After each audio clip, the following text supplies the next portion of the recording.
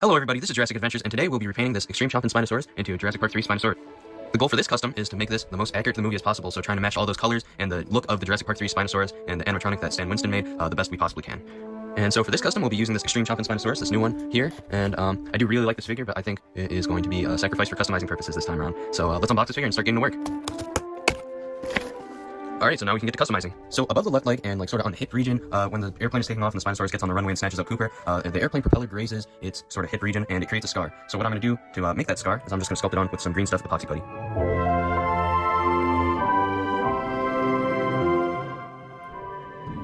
Alright, so the first thing we're going to be doing is we're going to be spraying this down with some gray airbrush primer.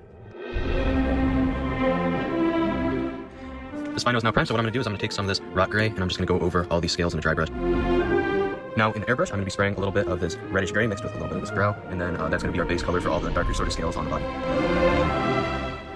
The reddish gray coat is now done, so now I'm going to move into sort of like a darker brown gray color, and we're just going to sort of pick out little scales and details to do in this color. The next thing we're going to do is mix some grau with some black and make sort of a dark gray color, and we're going to airbrush some more scales on there, just give it a lot of color variation. I now got the gray tone done, and we're going to move into more of a green gray.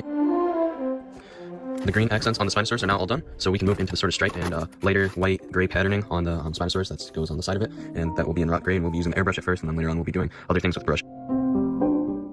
Now that we're done with that light gray stripe, we're going to move in to a little bit of accenting with some grau through the airbrush, and we're just going to highlight some scales and stuff. Here I'm just taking this grau color from before, and I'm painting in between the scales some little lines and stuff, because that is what is on the Jurassic Park 3 Spinosaurus.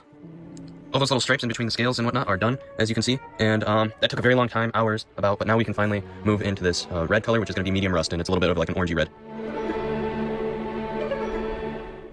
Next color up is this dark brown, and we're going to use that to just do some simple patterning and little scales and details on the red.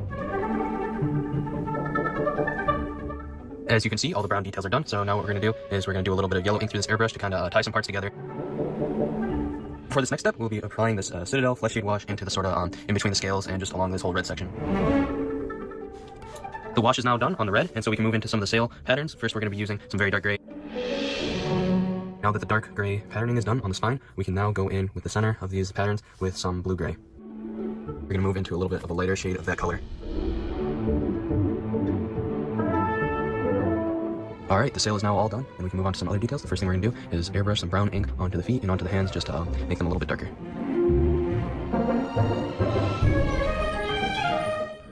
Now that the feet are airbrushed, I'm going to move into the claws, and those will be black first and then dry brushed with this reddish gray. The next thing I'm going to work on is the scar, and this is pretty easy. I just got some flesh tone right here, and we're going to paint the scar, and then we'll do a wash over it later.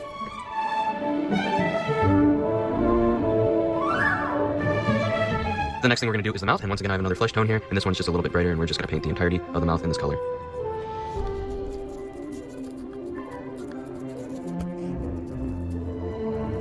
For the final step on the mouth, I mixed these two inks together, this sort of reddish ink and this brown ink, and I'm going to brush that onto the inside of the mouth. Now that the ink is done inside the mouth, I'm going to be painting the teeth with this grimy gray.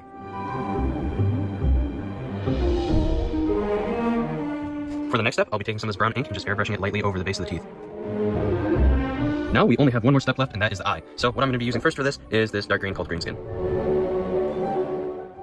The next color we'll be using in the eye is lime green, and we're just going to make a pretty big circle in the eye. Now that the lime green is done, I will be doing little striations with a lighter variation of that same color.